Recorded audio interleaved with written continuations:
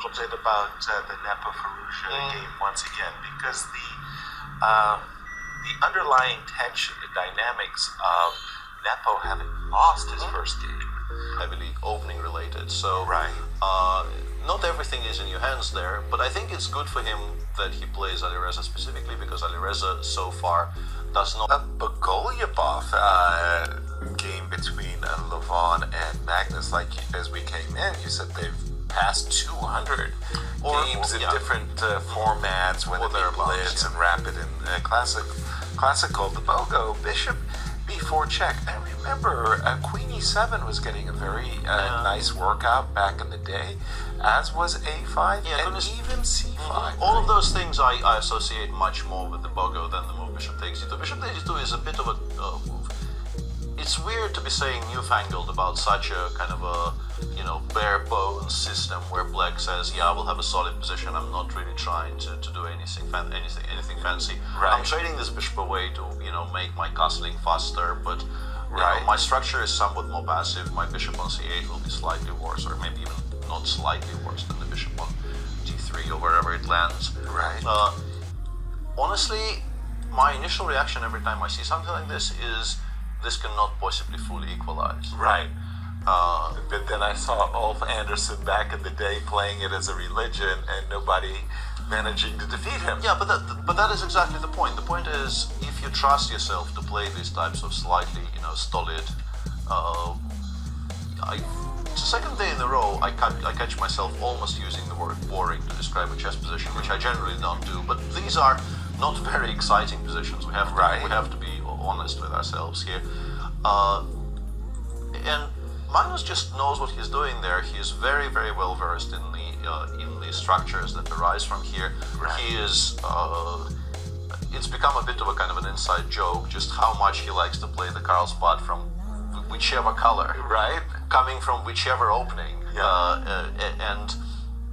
Because Black has Queen E7, I think, as Yasser has already indicated with arrows, is very much aimed at, if allowed, playing Rook D8, perhaps taking on C4, playing C5, just liquidating everything along the D and C files. And if that happens, Black has no issues whatsoever.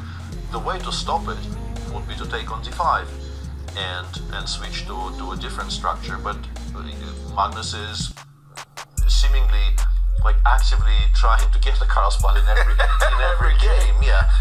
Well, if you win them, why not? So, how happy are you with that? And Rook C1 on the For now, Rook C1 played. Yeah, the question now is already how do we feel about D takes C4 and then perhaps Rook D8 and C5, or maybe even the immediate C5? Or do we want to play, let's say, Rook D8 for now and continue giving White the option of switching to Carlsbad? It's strange. Once you start learning chess and learning at a class level, it's all about development. You bring out your pieces and you're helping your opponent. You go Bishop B4 check, you trade the bishops. So White wants to use his extra development. When you get into a position like this, you don't really want to play D takes C4. Absolutely not. No. You want to see this bishop move and then move again. Yes. So I like your Rook D8 play, and just say, okay, I'm giving the ball to you, I'm passing it to you in your court. Is the move C4, C5? I was about to ask you. I'm glad I got it in first. Yeah, because I'm curious if you could, there's definitely some positions in which it will be a space grabbing good idea. Non-ridiculous, yeah. Right. But I don't know if it's here necessarily. It's been played a couple of times by reasonably strong players. We have one game by Chanda Sandipan, who's a very well-established Indian grandmaster. Mm-hmm. But it seems to me that this may be slightly off point. Even the immediate B6 followed by A5 followed by trading everything seems playable. Again, this is a Rook D8, C5 and space grab. Yeah, and you were saying Black can reply to it in two ways, I think. One is this, which is very concrete, go A5, and then we try to take. I mean, if you play A3, which maybe is not forced, but if you do play A3, I take on B4, I take on C5, I play bishop A6, I guess, to get rid of that bishop on C8. Not waiting for me to move my bishop.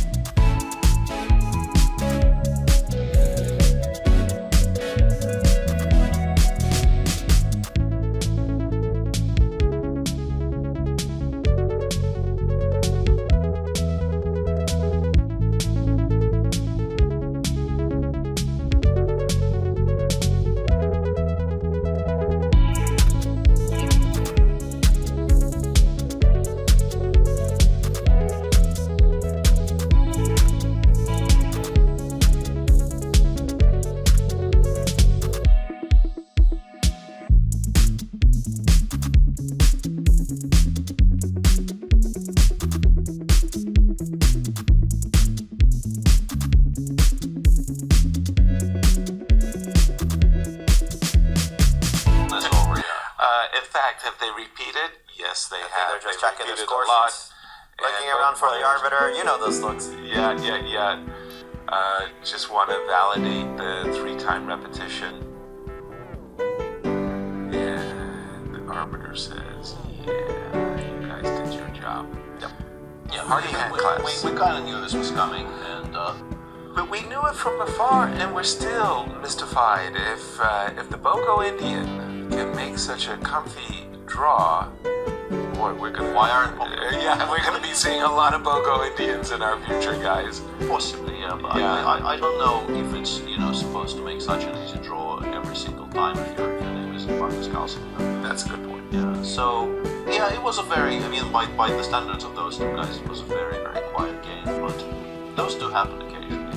And we could see it from afar, as you mentioned. It's Exactly. not a shocker for us that this is how this game concluded.